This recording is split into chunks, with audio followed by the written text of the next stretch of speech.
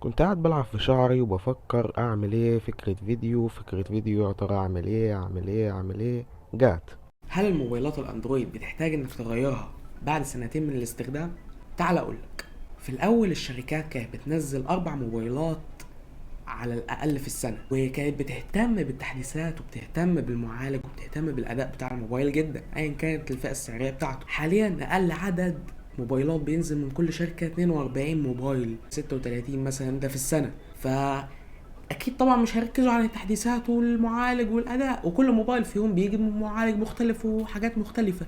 فهتلاقي الموبايل اول سنة ابتدى يعلق معاك، وبعد السنة التانية هتلاقي الموبايل خلاص مش قادر يديك اللي انت محتاجه منه، وبتضطر ان انت تغيره. وعلى عكس بقى الايفون، ابل بتنزل سلسلة واحدة في السنة فبتهتم بالتحديثات بتاعتها، فبتلاقي الموبايل بياخد 6 سنين او 5 سنين تحديثات. عشان كده شركات الاندرويد مبقتش زي الاول، بتلاقي الموبايل بيعلق معاك من اول سنة استخدام.